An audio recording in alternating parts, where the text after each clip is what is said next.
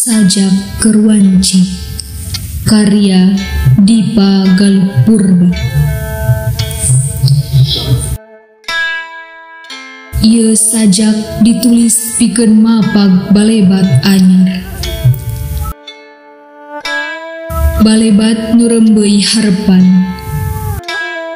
sabada nyorang pirang-pirang tunggara, lara katalangsara. Di lemah cai loh jinawi, nu lebet lalakon kingkin. Tina jumerit nu kahuruan, koceak nu kacaahan. Tina jumerit nu kalaparan, koceak nu hanaang. Tina jumerit nu dinyenyeri, koceak nu dikakaya.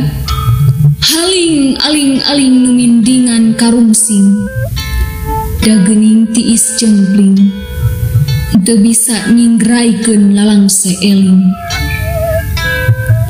Ieu sajak minangka jenglengan cinta keur anjeun. Dabongan urang diguratkeun pikeun silih udag tur paudag-udag, silih susul tur pasusul-susul.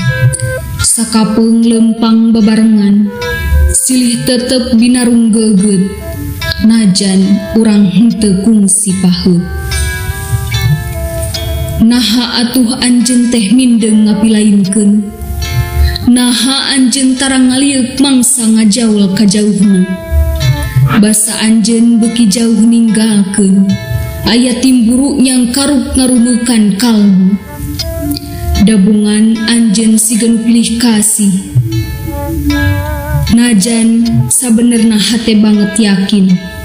Anjeun tara cueut kanu hideung, tara ponteng kanu koneng, tara pipilih kanu bersih, tara ngaledot kanu laledot. Rea nu ngudag-ngudag anjeun, bua sakumna makhluk kabungbulengan, hayang laksana rerendengan jeung anjeun, romantis. Sabab sarerea geus pada surti, sing saha anu henteu bisa micinta anjeun, mangka hirupna bakal rugi. Tangtu ieu diri embung rugi, najan anjeun geus lunta leuwih ti heula. Ieu diri meni yakin, yen anjeun tetep nganti, pikeun marengan muka tulak kabagjaan. Bray, bray, bray wanci nu rembeuy pangharepan. Ranggon Panyilekan, 31 Desember 2007.